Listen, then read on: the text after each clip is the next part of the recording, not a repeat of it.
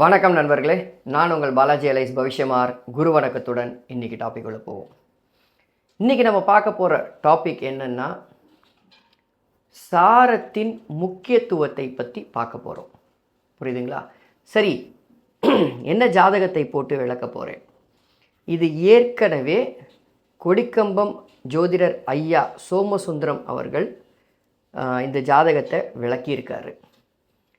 அவர் மிக அருமையாக பாடல்களை வைத்து, அதாவது புலிப்பாணி சித்தர் பாடல்கள் மற்றும் மற்ற பாடல்களை வைத்து அந்த பாடலோட விதி எப்படி பொருந்தி வருதுன்னு சொல்லி அந்த ஜாதகத்திற்கு விளக்கியிருப்பார். அந்த லிங்க்கையும் நான் மேலே கொடுக்குறேன். அந்த லிங்கை கிளிக் பண்ணிவிட்டு பார்க்குறவங்க அதையும் பார்த்துக்கலாம். மிக அருமையாக புரியும். நம்ம என்ன பண்ண போகிறோம் அப்படின்னா, சாரம் அந்த ஜாதகத்தில் எப்படி வேலை செய்தது அப்படின்றதை மிக டீப்பாக பார்க்க போகிறோம். ஏன்னா இப்போ ப்ரெசன்ட் ட்ரெண்டு என்ன போய்கிட்டு இருக்குன்னா, சாரத்தில் பலனே இல்லை அப்படின்னு போய்கிட்டு இருக்கு. அதுக்கு நம்ம கொடுக்கக்கூடிய ஒரு சில கணக்குகள் என்ன அப்படின்னா, ஒரு கிரகம் யோகாதிபதியின் சாரத்தில் இருந்து நல்லது செய்யலை பாருங்க அப்படின்ற ஒரு வாதத்தை நம்ம முன்வைக்கிறோம். ஆனால் சாரம் அப்படி வேலை செய்யாது. அது யோகாதிபதியின் சாரமாக இருந்தாலும் சரி, அவயோகருடைய சாரமாக இருந்தாலும் சரி, சாரம் எப்படி பார்ப்பதுன்னு ஒரு அடிப்படை அமைப்புகள் இருக்குது. அதை தான் ஒரு ஜாதகத்தை, இந்த ஜாதகத்தை போட்டு அந்த ஜாதகத்தில் சாரம் மூலமாக எப்படி நடந்தது அப்படின்றத பார்க்க போகிறோம். சரி, இந்த ஜாதகம் என்ன அப்படின்னா, ஒரு அற்பாயுள் ஜாதகம்.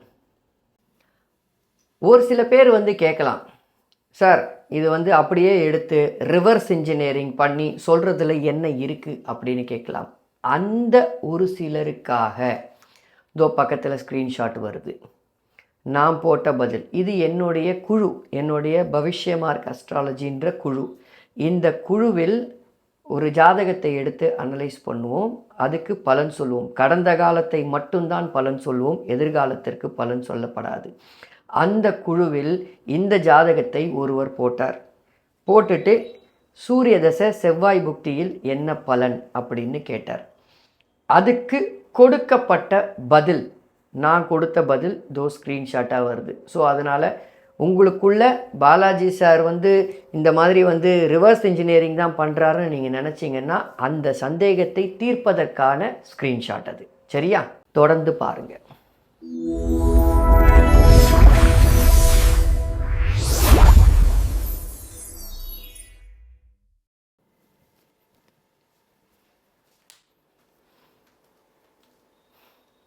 சரி, இந்த ஜாதகர் பிறந்த தேதி, நேரம், இடம் எல்லாத்தையும் கொடுத்துட்டேன்.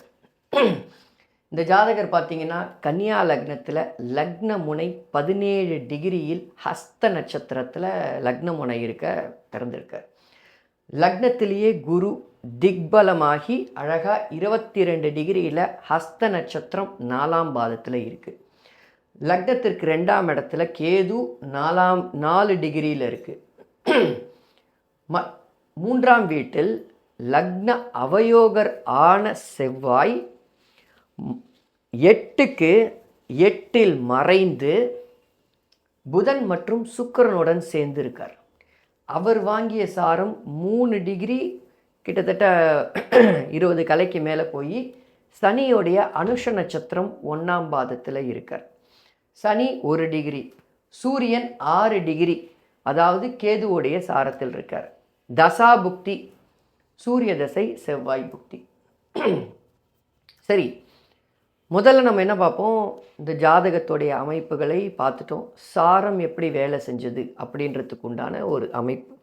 பொதுவாகவே நம்ம என்ன சொல்வோம், பொதுவாக ஒரு கிரகம் எந்த ஆதிபத்தியத்திற்கு சொந்தமோ அந்த கிரகம் எந்த வீட்டில் இருக்கோ அந்த வீட்டின் ஆதிபத்திய காரகம் வழியாகத்தான் பலனை செய்யும் அப்படின்றது நம்ம சொல்லக்கூடியது.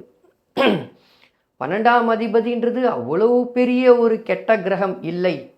8ம் 6ம் மட்டும்தான் கெட்ட அமைப்புகள். 12ஆம் அதிபதின்றவர் அவ்வளவு கெட்ட அமைப்புகள் இல்லை அப்படின்ற அடிப்படையிலையும் லக்னம் வந்து லக்னத்தில் குரு திக்பலமாக அமர்ந்திருக்கிறார் அப்படின்ற அடிப்படையிலையும், லக்னாதிபதி ஆகிய புதன் 3ல் மறைந்தாலும் சுக்கிரனுடன் சேர்ந்திருக்கிறார். பாருங்க, சுக்கிரனுடன் சேர்ந்திருக்கிறார். 8ஆம் அதிபதியாக இல்லாத செவ்வாய் உடன் சேர்ந்திருக்கிறார் அப்படின்ற ஒரு சில கணக்குக்குள்ள நம்மளை காம்ப்ரமைஸ் பண்ணிப்போம். மற்றும் சூரியன் வந்து பார்த்தீங்கன்னா 4ஆம் வீட்டில் இருக்க, 4ஆம் வீட்டு வழியாகத்தான் பிரச்சனை வரும், அல்லது அவர் தொடர்பு கொள்ளக்கூடியது 10ஆம் வீட்டுக்கு தொடர்பு கொள்கிறார், அதனால் 10ஆம் வீட்டு வழியாகத்தான் அப்படின்னு. அப்படியெல்லாம் ஒன்றும் இல்லைங்க ஜோதிடத்தில். இதை நம்ம எவ்வளோ தூரம் புரிஞ்சுக்கிறோம் அப்படின்றதுல தான் நம்ம வந்து நமக்கு கொடுக்கப்பட்ட அறிவை யூஸ் பண்ணுறோம். ஸோ அப்போ பேசிக்காக இங்கே சாரம் எப்படி வேலை செய்து பாருங்கள். முதல்ல கன்னியா லக்னம் அப்படின்னு எடுத்திங்கன்னா, கன்னியா லக்னத்திற்கு மாரகஸ்தானங்கள் என்ன? பொது மாரகஸ்தானமான 2ஆம் வீடு மற்றும் கன்னியா லக்னத்திற்கு 7 மற்றும் 11ஆம் வீடு மாரகஸ்தானம். அப்போது 7, 11 மாரகஸ்தானம். அதன் அதிபதிகள் யார் அப்படின்னா குருவும் சந்திரனும். இங்கே குருவும் சந்திரனும் ஒருத்தருக்கு ஒருத்தர் தொடர்பு இல்லாமல் சகட யோக அமைப்புகளில் இருக்கார். ஆனால் சந்திரன் ராகுவுடன் சேர்ந்து இருக்கக்கூடிய அமைப்பு, அதுவும் 8ல் அவர் மறையிறார். சனியோடைய 10ஆம் பார்வை அந்த ராகுக்கு இருக்குது, சந்திரனுக்கு இருக்குது. அதை எப்படி வேணாலும் எடுத்துக்கோங்க, நம்ம காம்ப்ரமைஸ் பண்ணிக்கிறதுக்கு. இப்போது இந்த இடத்துல பார்த்தீங்கன்னா கேது 4 டிகிரி. அப்போது இந்த லக்னத்திற்கு இந்த கேதுவோட சாரத்தில் இருக்கும் கிரகத்தோடைய தசை நடக்கும் பொழுது இங்கே பாதிப்பு என்றது இன்றியமையாதது. அந்த பாதிப்பில் ஆக்சிடெண்ட் நடக்க போதா, சர்ஜரி நடக்க போதா, இல்லை விபத்து நடக்க போதா, இல்லை ஆயுளுக்கே கண்டம் வரப்போதா, இதெல்லாம் கண்டுபிடிக்க வேண்டியது ஒரு ஜோதிடருடைய கடமை. அப்போது இந்த இடத்துல என்ன நடந்திருக்கு பாருங்கள். கேது 4 டிகிரியில் இருக்க, குரு 22 டிகிரியில் இருக்க, ஒரு 12 டிகிரியில் குருவும் கேதுவும் இணைவு. இது பாயிண்ட் 1. இந்த கேதுவுக்கு சந்திரனுடைய தொடர்பு நேரடி பார்வையில், வளர்பிறை சந்திரனாக இருந்தாலும் நேரடி பார்வையில். அப்போது இந்த இடத்துல கேதுவுக்கு லக்னத்திற்கு 2 மாரக தொடர்பு இங்கே உருவாயிடுச்சு. 7, 11ஆம் அதிபதியுடைய மாரக தொடர்பு இங்கே உருவாயிடுச்சு மற்றும் சந்திரனுடைய பார்வையினால். அப்போ இங்கே என்ன ஆகுது? லக்னம் பாதிப்பு மற்றும் கேதுவே பொது மாரகஸ்தானம்னு சொல்லக்கூடிய 2ஆம் பாவகத்தில் உட்காந்துட்டார். இது பாயிண்ட். அடுத்தது தசாபுக்திகள் தான் நிர்ணயம் பண்ணுது. ஸோ அப்போ கேதுவுடைய சாரம் பெற்ற கிரகங்களின் தசாபுக்தி வருவதற்கான டைம் தான் ஆயுள் அமைப்புகள் சார்ந்த விஷயம், லக்னத்தை கெடுக்கும் அமைப்புகள் இதெல்லாம் உருவாகணும். அப்போ இந்த இடத்துல பாருங்கள், சூரிய தசை 6 டிகிரியில் கேதுவுடைய சாரத்தில் சூரிய தசை ஆரம்பித்த உடனேயே இங்கே நிர்ணயம் ஆகிவிட்டது. இவருக்கு ஆயுள் குற்றம் ஒன்று நடக்க போகிறது அப்படின்றது சூரிய தசை ஆரம்பித்த உடனேயே இங்கே நிர்ணயம் ஆயிடுச்சு. அதன்படி பாருங்கள், சூரிய தசை சுய புக்தி, சூரிய தசை சந்திர புக்தி, அவர் சந்திர புக்தியை கடந்து விட்டார் அப்படின்றது இங்கே மிக மிக முக்கியமான பாயிண்ட். ஏன் அப்படின்னா, சனியோடைய பார்வையில் 8ஆம் வீட்டின் பார்வையில் ராகுவுடன் இணைந்து மற்றும் சனியோடைய பார்வையில் இருக்கும் மாரகாதிபதியான சந்திரன் ஏன் மாரகத்தை தரவில்லைன்ற கொஸ்டினை உங்ககிட்டே விடுறேன். புரியுதுங்களா? இது உங்ககிட்டே விடுறேன். எனக்கு பதில் தெரியும், ஆனால் உங்ககிட்ட விடுகிறேன். ஒரு சில ஜோதிட ஆர்வலர்கள் கிட்ட விடுகிறேன், இல்லை ஒரு சில பேர் இதுதான் ஜோதிடம்னு வச்சுருப்பாங்களே அவங்க கிட்ட விட்டுறேன். கேது பாருங்க. ஸோ அப்போ 2 மாரக தொடர்பு வந்துருச்சா? அப்போ சந்திரன் முடிஞ்சு செவ்வாய் புக்தி வருது. சூரிய தசையில் செவ்வாய் புக்தின்றது 4.5 மாதம், இவ்வளவுதான், வெறும் 4.5 மாதம். இந்த 4.5 மாதத்தில் 8ல் மறைந்திருக்கக்கூடிய செவ்வாய் 8ஆம் வீட்டு பலனை குறைத்து செய்ய வேண்டும் அப்படின்றதும் ஒரு சில பேர் நம்பிக்கிட்டு இருக்கிற விதி. அப்போ அந்த 8ஆம் வீட்டு பலனை குறைத்து செய்ய வேண்டும் அப்படின்னா மாரகத்தை கொடுத்துருமா? இல்லையே. அவர் தான் இந்த இடத்துல சுபகிரகமான சுக்கிரனுடனும் மற்றும் தனித்த இந்த இடத்துல புதனுடனும் சேர்ந்து உட்காந்துக்கிட்டு இருக்காரு. போய் பார்த்துக்கங்க, டிகிரி பார்த்துக்கங்க. இந்த கேதுவுடனும் பிரச்சனை கிடையாது, இந்த சூரியனுடனும் பிரச்சனை கிடையாது. அப்போது இந்த இடத்துல செவ்வாய் எப்படி இங்கே பாதிக்கப்படுறார் அப்படின்றதை ஜோதிடம் மூலமாக பார்ப்போம். ஒரு மாரகம் வரணும் அப்படின்னா லக்னம் ராசி இரண்டுக்கும் பார்க்கணும். எந்த பலனாக இருந்தாலும் லக்னம் ராசி ரெண்டுத்துக்குமே பார்க்கணும். மாரகத்திற்கு கண்டிப்பாக பார்க்கணும், இன்னும் நிறைய பார்க்கணும் சார அமைப்புகள். ஸோ அப்போ இங்கே என்ன ஆகுது? செவ்வாய் அனுஷ நட்சத்திரம் 1ஆம் பாதத்தில் இருக்கார். அப்படி என்ன அனுஷ நட்சத்திரம் 1ஆம் பாதம்ன்றது யோகச்சாரம் லக்னத்திற்கு. யோகசாரத்தில் நின்ற செவ்வாய் கொல்லும். இது ஒரு உதாரணம். இதை உங்களுக்கு புரிய வைக்கிறதுக்கு நம்ம என்ன சொல்லுவோம்? லக்னத்திற்கு யோகாதிபதி சனி அவருடைய சாரத்தில் இருந்து கொண்டது பாரு, சாரம்ல பலனே இல்லை அப்படின்னு நினைப்போம். அங்கே தான் நீங்கள் புரிஞ்சிக்கிறதுல தான் இருக்குது சாரம் எப்படி வேலை செய்யுதுன்றது. ராசிக்கு 8ஆம் வீடுன்றது இருக்குது. லக்னத்திற்கு 8ஆம் வீடும் பார்க்கக்கூடாது, ராசிக்கு 8ஆம் வீடு. இப்போ இந்த ராசிக்கு 8ஆம் வீடு, இந்த ராசிக்கு 8ஆம் வீடு விருச்சிகமாக வருமா? விருச்சிகத்திற்கு மாரகாதிபதிகள் யார் அப்படின்னா அதாவது 3ம் 8க்கும் உடையவர்கள் மாரகாதிபதிகள் விருச்சிகத்துக்கு. அப்போ 3ஆம் அதிபதினு சொல்லக்கூடிய சனியுடைய சாரத்தில் தொடர்பு கொண்டு மறுமாரகாதிபதியான புதனுடைய தொடர்பில் நேரடி தொடர்பில் இருக்க இந்த செவ்வாய் வந்த உடனே ரெடி ஆயிடுச்சு அமைப்புகள். இதில் ஸ்பெஷல் ஐட்டம் என்ன தெரியுமா? சுக்கிரன் உள்ள சேர்ந்தது தான். சுக்கிரன் 8க்கே 12ஆம் அதிபதியாக இருந்து ராசிக்கு மாரகாதிபதியாக இருந்து லக்னத்திற்கு அவரே 2ஆம் அதிபதியான பொது மாரகாதிபதியாக இருந்து 3ஆம் இடம்ன்றது தேகஸ்தானம், உடல் ஸ்தானம். அந்த இடத்தில் இந்த அமைப்புகள் தொடர இங்கே பாருங்கள், கரெக்டாக செவ்வாய் புக்தி வந்த உடனே அந்த அந்த ஐயா கொடிகம்பம் ஜோதிடம் ஐயா சொல்லியிருப்பார். வண்டிக்கு பின்னாடி போய் ஒரு பஸ்ஸுக்கு பின்னாடி லாரிக்கு பின்னாடி போய் நிற்கிறார், இன்னொருத்தர் வந்து மோதிடுறாங்க. Spot out. இது அற்பாயுள் ஜாதகமா? நான் ஒரு 40 வயசு வரைக்கும் இருந்திருக்கலாம், இல்லை அது வரைக்கும் ஆயுளை கொடுப்பதற்கு இந்த குரு உதவி செஞ்சிருக்கலாம் இல்லை, ஏன் செய்யலை? யோசிக்கணும். ஏன் செய்யலைன்றதை யோசிக்கணும். அதாவது 10 வயதில் இறந்து விட்டார்னா அது வரைக்கும் ஆயுளை கொடுத்தது இந்த லக்னத்தில் குரு இருப்பது.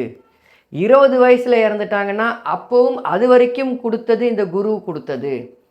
25 வயசில் 30 வயசுலனா அதுக்கும் இந்த குரு கொடுத்தது. அப்படி நம்ம வந்து எடுக்கக்கூடாது. லக்னாதிபதி சரி, லக்னாதிபதி கெட்டு போயிட்டாரா? இல்லையே, ஒன்றும் இல்லையே, நல்லா தானே இருக்காரு. சரி, இதை இன்னொன்று ஒரு விதமாக ஒரு கோணத்தில் பாருங்கள். ராசிக்கு 5ஆம் அதிபதி திரிகோணத்திலிருந்து தசை நடத்துகிறாரு. ராசிக்கு 5ஆம் அதிபதி திரிகோணத்தில் நின்று தசை நடத்துகிறார். ராசிக்கு ராசியாதிபதியோடைய புக்தியில் நான் பல இடத்தில் சொல்லியிருக்கிறேன், லக்னாதிபதியே கொல்லுவார். அதுவும் விருச்சிக லக்னத்திற்கு ரொம்ப உஷாரு. லக்னாதிபதியே கொல்லுவார்னு சொல்கிற அமைப்பு இதுதான். லக்னத்திற்கு சூரியனுடைய தசையில் கேதுவுடைய சாரம் வாங்கி இரு மாரக தொடர்பு. அப்போ சூரியன் இந்த இடத்தில் ஒரு மாரகாதிபத்திய தோஷத்தை செய்தாக வேண்டும் அப்படின்ற ஒரு அடிப்படை. ராசிக்கும் பாருங்க, ராசிக்கு ஆயுள்ஸ்தான வீட்டுக்கும் பாதிப்பு. இப்போது இதை இன்னொரு விதத்தில் பார்த்தீங்கன்னா, ராசிக்கு மாரகாதிபதியே சுக்கிரனா வருவார். ராசிக்கு 6, 8 மாரகாதிபதியாகிய புதன், சுக்கிரன், செவ்வாய் தொடர்பு 8ல். தவறு இல்லையாது? ஸோ பகுத்தறிந்து பார்க்கணும். ஒரு யோகாதிபதியின் சாரத்தில் நின்றுவிட்டால் அவர் தப்பு செய்ய மாட்டார், அந்த இடத்துல அவர் வந்து தீங்கு செய்யக்கூடாது, அதனால் சாரம் இல்லை அப்படின்றதோ, இல்லை ஒரு அவயோகர் சாரத்தில் நின்றுவிட்டால் அந்த அவயோகர் பலனே தரமாட்டார். பாரு, அவயோக சாரத்தில் நின்றுட்டாங்க இந்த கிரகம், ஆனால் பாருங்கள் கொட்டி கொடுத்துருச்சு, கோடிக்கணக்கான காசை கொட்டி கொடுத்துருச்சு. அவயோக சாரத்தில் நின்று கொட்டி கொடுத்துருச்சு, அதனால் சாரத்தில் பலன் இல்லை அப்படின்றது என்னை பொறுத்த மட்டும் ஒரு சரியான வாதமாக இருக்காது. புரியுதுங்களா? இந்த வீடியோ உங்களுக்கு பிடிச்சிருந்ததுன்னா லைக் பண்ணுங்கள், சப்ஸ்கிரைப் பண்ணுங்கள், இன்னும் நிறைய பேருக்கு ஷேர் பண்ணுங்கள். நீங்கள் போடுற ஒரு லைக்கும் இந்த வீடியோவை முன்னேற்றும் அப்படின்றத ஞாபகம் வச்சுக்கோங்க. ஹைப் பட்டன் வந்து அழுத்துங்க. மொத்தத்தில் ஜோதிடத்தை நாம் எவ்வாறு புரிந்து வைத்திருக்கிறோம் என்பதை பொறுத்துதான் இங்கே அமைப்புகள்.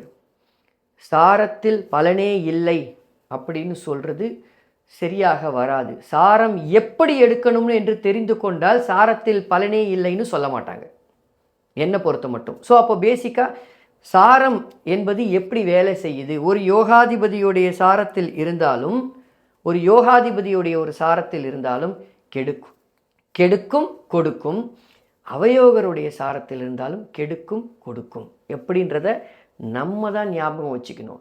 இல்லை லக்னத்திற்கு விரையாதிபதியுடைய தசை அப்படின்னு எடுத்தாலும் 12ஆம் அதிபதியுடைய தசை ஒரு இடத்துல இன்னொரு இடத்துல ஐஷன் போக வேண்டியதானே. இங்கே நம்ம எப்படி நம்மளை காம்ப்ரமைஸ் பண்ணி போனால் லக்னத்தை சனி பார்க்குதுன்னு, அதனால தான் மிக குறிப்பாக டிகிரி போட்டேன். இவர் 22 டிகிரி, சனி 1 டிகிரி. அப்போ பேசிக்காக என்ன ஆகுது, சனி குருவை பார்க்கவே இல்லைன்ற ஒரு சில நிலைமையில் ஒரு சில பேர் பேசுவாங்க. அது அப்படி கிடையாது. உண்மையை சொல்ல போனால் இங்கே குரு இவருக்கு 20 வயசு வரைக்கும் வாழறதுக்கு குரு ஹெல்ப் பண்ணலை, சனி தான் லக்னத்தை பார்த்து ஹெல்ப் பண்ணியிருக்கார். இதுதான் உண்மையான விஷயம். ஏன்னா சனி ராஜ யோகாதிபதி. அதன் அடிப்படையில் ஒரு பாவகிரகமாக இருந்தாலும் யோகாதிபதியுடைய பார்வை நல்லது. கிட்டத்தட்ட ஒரு 2 வருஷமாக சொல்லிட்டு இருக்கேன்னு நினைக்கிறேன். இப்போ தான் மற்றவங்களாம் சொல்ல ஆரம்பிச்சிருக்காங்க. லக்னத்திற்கு ராஜயோகாதிபதி லக்னத்தை தொடர்பு கொள்வது மிக அருமை, சிறப்புன்னு. அவர் பாபர் சுபர்ன்றதெல்லாம் தூக்கி ஓரமாக வைங்க, மிக சிறப்புன்றதை நான் சொல்ல ஆரம்பிச்சிருக்கேன். ஸோ அப்போது எங்கெங்கே சாரம் எப்படி வேலை செய்யுது அப்படின்றதை நம்ம தான் புரிஞ்சுக்கணும். அது நம்மக்கிட்ட தான் குறை இருக்குமே தவிர ஜோதிடத்தில் குறை இருக்காது அப்படின்றது தான் என்னுடைய ஒரு தாழ்மையான கருத்து. கொடிக்கம்பம் ஐயா மிக அருமையாக பாடல்களை சொல்லி அவர் வச்சிருப்பார், அதை இது பண்ணியிருப்பார், புரிய வச்சிருப்பார், அட்டகாசமாக சொல்லியிருப்பார். அதில் எந்த மாற்று கருத்தும் கிடையாது. ஒவ்வொருத்தருக்குன்னு ஒரு முறை இருக்குது.